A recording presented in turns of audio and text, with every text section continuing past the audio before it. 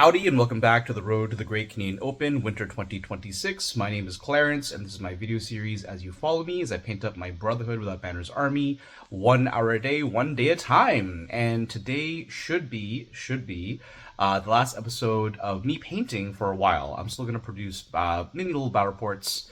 I would like to do a full-length battle report so you can really see the back and forth and the thinking process that goes in a game, but I just don't have the gear for it, unfortunately. I'm just a humble YouTuber with my cell phone, so higher production value will have to wait. And yeah, this whole painting series was really about me helping you, hopefully encouraging you and showing you how you can paint up an army as well.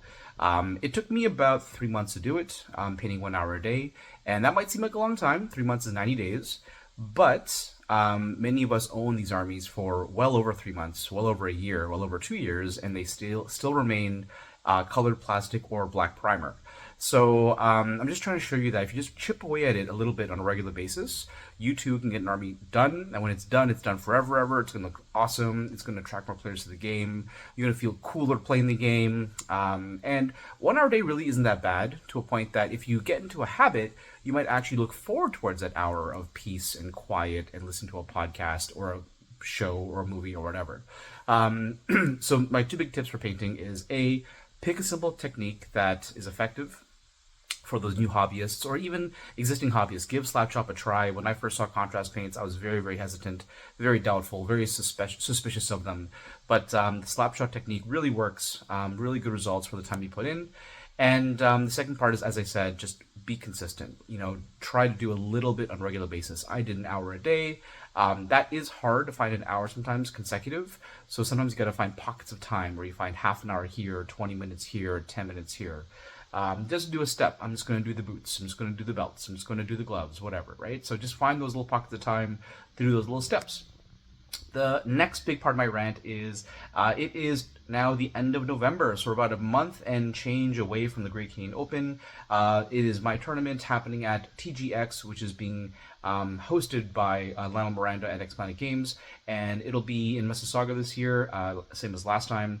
And it's going to be a 2-day, 32-player event of regular Song of Ice and Fire, two-list format, player pick terrain, nothing fancy, just a good old vanilla tournament of Song of Ice and Fire. It's going to be a great time with great prizes, great people. If you've not yet bought your ticket, please do so. The link is in the description box below. And if you're from the GTA, if you still play, or if you play, I should say, please buy a ticket and come on down. If you're from outside the GTA, if you're from Kitchener-Waterloo, London, Windsor, if you're from Kingston, Ottawa, Gatineau, Montreal, Quebec, if you're from Barrie, if you're from North Bay or further out, if you're from the States, please come on down. We'd love to see you take part in our super fun event. So do get a ticket. We'll see you there with my Brotherhood as well. So let's see what the last step of our journey is and where we're at. Here is the very last model for this first chunk of the army. It is Lord Varys, who has been all painted up, oil washed, and dried. He still has a gloss on him, so we're going to put a matte varnish on, let it dry for a couple minutes, and then apply the Dark Earth base. That's going to take probably 2 hours plus to dry, so we'll come back after that to do the dry brush and the rimming, etc., etc. So we're going to do the matte varnish, and we'll apply the Dark Earth on, and then we'll be back. See you soon. And we're back after applying the matte varnish and after applying the Dark Earth on. Nothing too special, nothing too fancy. I'm going to give that as much time as it needs to dry, and we'll come back with the we'll come back with how it looks, and then we'll come back after we dry brush and burn the base. And I don't think we'll put on static grass just because my council members / non-combat units, I don't intend to put static grass on them since they're normally in King's Landing. But why is he on dirt? I don't know. Forget about it. We'll see you soon. Bye. And we're back several hours later after the Dark Earth has dried. We're going to apply a dry brush of Rakarth's Flesh, Ornament Moonfang Brown, and call it a day. So we'll see you soon. And we're back, and we are done. So this is the last piece of the puzzle, the last component of iteration 1 of our 2 lists. So as I said, we're going to close the chapter on the first kind of brick of our filming series. And I will be filming more battle reports, and maybe in January I'll come back and film some more content with Stormcore Dervishes, Tully Cav. Though Tully Cav are getting big updates, we'll see. and maybe some Brotherhood Archers. But that's going to be, a couple weeks or months down the road. So thanks for watching, folks. Hope you're enjoying the series. Hope you're inspired to paint. Keep the faith, and stay tuned for another battle report. And we are back for another round of A Song of Ice and Fire at X Planet Games. We're off against Dan the Man, the Canadian champion, and he's running something different today, the Free Folk. So we got some proxies, so just try and remember what's what. So we've got Commander Rattleshirt. No, Commander Varmir, my bad. Commander Varmir over here. We've got, this is Rattleshirt with Harma's Bannerman in Bone Lord's Chosen, Death Star. We've got some wolves from Varmir. We've got Harma in Thens.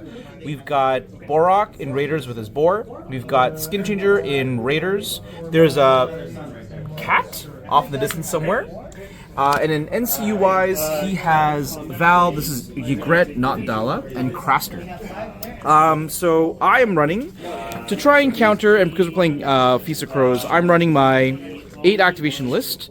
So we got Zorse naked. He put Varmir's eagle here, and this is the Skin Changer's wolf. We've got Sar Allen in archers. We've got Commander Roose Bolton in cutthroats. We've got my mini Death Star over here, which is Damon Dance for me with a Dreadfort Captain in cutthroats. And guess what? More cutthroats with another Dreadfort Captain on this side over here. I took as NCUs, trying some new stuff. I'm going to be trying new Jane Poole, Tybalt, who's amazing, and Varys. We're playing a Feast for Crows. So this objective card is Roll Highest Dice, and this card here is Precision. Terrain-wise, Dan won the dice off. He put a bog over here. I countered with the palisade in the middle because he's got no shooting. I want to cut off his army. He put a stake over here, and I put another palisade over here. He won the dice off. He chose that side, and that's the deployment. I'm going to zoom back out. So you can kind of tell that his plan probably is to hold that objective with Varmir. The nice thing is I do have Jane, which means that eventually he might take damage from the -3 panic test that Jane will put on him. And I'm going to try and contest this, but he's got a lot of power here. We'll see how that goes. And that's that. So round 1 coming up, folks. See you soon. Alrighty, we're at the end of round 1. So what happened is the wolf broke the stakes, Zorse broke the stakes, they pushed, I pushed. I'm staying outside of 12 for traps. Over here is the interesting stuff. Varmir predictably took the objective, and with Damon Dance for me, I decided to do a pivot 2-inch maneuver through the bog and then march to threaten Varmir. My thinking process is, I don't want to fight this unit. They're going to come down and probably sweep my flank here. It now forces him away. He has to kind of lead with the charge, though maybe not so much anymore. Before, there was a gap. Now there's no gap, right? So maybe they have to charge me anymore. But either way, I know they're going to get charged and hit hard. I hope I don't get one shot, is the only thing. And if they can back up and retreat and draws away these resources, I'm okay, right? Because I don't want to fight that unit, and maybe I can push through here as a result. So that's the gamble. We'll see what pays out. Round 2 coming up. Alrighty, we're at the end of round 2. What happened? So I think Dan led the round with an envelope. And what basically happened, what's important stuff is, they did charge the flank, they did a bunch of damage, killed 9. They, I think, retreated the horse and then marched this way using their dance as well to go further. Pretty scary, because now that they're facing this way, like the cat could finish them off. I do have a dance, which I found out is sort of any turn, which is a pretty big difference. Over in the middle, Dan made a very good play. I went to charge the unactivated Thens, which was a 2-up charge. He played Coordination Tactics first, switched abilities with Borak for the traps. I thought he was going to do hits. He did movement instead. So knowing it was a 3-up, I still rolled the dice, rolled a 2, didn't make it in. So it was very clutch. And then they both charged in with the Corpse Pile, did a bunch of damage. Not looking good here. They shot a bunch of shots, did some whittling. They grabbed the objective. They could have charged, but instead of risking it, because Jane was on them, he decided to just block instead. So it's 1-1. Here's the battlefield, and we're off to round end of 3. All right, it is the end of round 3, but we're going to call it a game. So you can see there's not many Boltons left. Basically, tail of the tape. Some good plays in Dan. He charged the boar in. So basically, start of the round, I swung to deal... Oh, no, I shot. I shot with Sarah Allen into combat. It was the combo. I get rerolls to hit, vulnerable, critical blow. They managed to one-shot the Thens. I also put Jane Poole in the sword, so it was a -4 panic test, which killed them. Prey on Fear and Fear Keeps Man Alive healed up Bruce, but then I failed the panic test for shooting in combat, which undid the damage. He then charged in, or he attacked with the Borak unit, which killed Roos, so I lost that unit there. And then the Boar activated and managed to charge the archers.